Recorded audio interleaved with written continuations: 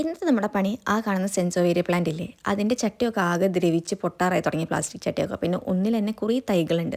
അപ്പോൾ അതെല്ലാം റീപ്പോർട്ട് ചെയ്തു ഓരോന്നിൽ ഓരോ തൈയാക്കി 10 ചട്ടിയിലാക്കുക എന്നുള്ളതാണ്. അപ്പോൾ ആദ്യം തന്നെ കുറച്ച് ചട്ടിയൊക്കെ കഴുകിയെടുത്ത് പിന്നെ ഞാൻ വന്നിട്ട് പോട്ടി മിക്സ് ഉണ്ടാക്കണേ. അതിന് ഞാൻ മണ്ണും എല്ലുപൊടിയും പിന്നെ പോട്ടി മിക്സ് എന്ന് പറഞ്ഞിട്ട് വാങ്ങിയ ഒരു മിക്സ് വാട്ടാണ് ഞാൻ ചേർക്കുന്നത്.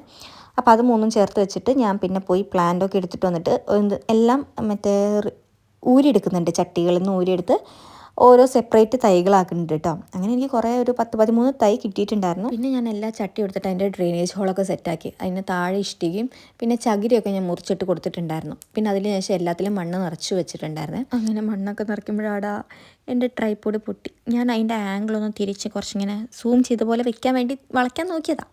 അത് 2 കഷ്ണമായി. പിന്നെ ഞാൻ കൈ വെച്ച് അഡ്ജസ്റ്റ് ചെയ്ത് ഒരു കയ്യിൽ ഫോണും പിടിച്ചിട്ടാട്ടോ ഈ ചെടി നടുന്ന വീഡിയോ ഒക്കെ എടുക്കുന്നത്. അതുകൊണ്ട് ചെറിയ ചെറിയ മിസ്സിങ്ങുകളുണ്ട്. എവിടെയും വെക്കാൻ പറ്റിയ സ്ഥലം കിട്ടിയില്ല. സത്യം പറഞ്ഞ ഇന്നത്തെ പണിയെല്ലാം കഴിഞ്ഞ് ഞാൻ വീട്ടിൽ കയറിയപ്പോൾ ഫസ്റ്റ് ഓർഡർ ചെയ്ത് എൻ്റെ ട്രൈപോഡാണ് കേട്ടോ.